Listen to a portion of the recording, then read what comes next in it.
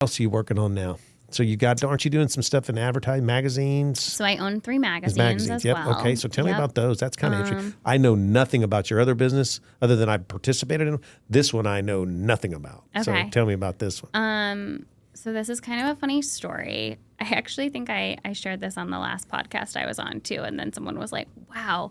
So I had another business venture out between the magazines and Pure Barre with a former partner that just did not work out. And when we were going through the separation, so it was another fitness concept that we came up with together. We opened 2 locations. We learned, you learn very quickly. You're like, we don't have the same work ethic. Like, this isn't going to work out. Like, I gotta exit. See that before? Because I think people, and I do now looking back, I'm like, oh, you sold me on you, and like that you believed in my vision, but I was selling you my vision. Like you think about it and you're like, we both made mistakes, like, but I gotta exit. I gotta get out of this as quickly as possible because it's not going to end well. So I was like, all right. So I get out of the partnership. But it was a long, drawn-out process, right? Because she didn't want to be out of the partnership, and I did, so that was a whole thing. But so we had 2 locations, and we were each operating them independently until we could finalize the separation.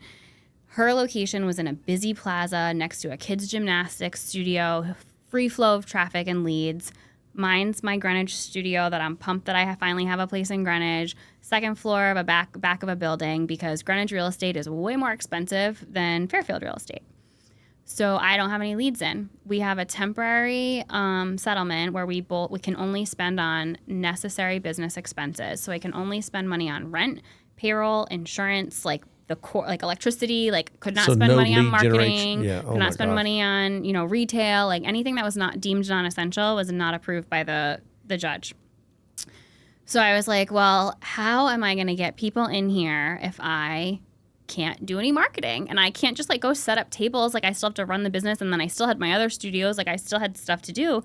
So I was like, well, if I own a magazine and start my own thing as a marketing vehicle, I can just advertise in it, and then people will come in. Literally, I was like, they'll just come in because I'm going to send them a postcard kind of thing, right? But I was like, but that's expensive. So part of me was like, well, I could just like invest a little money, but then I was like, no, I'm just going to start my own company that's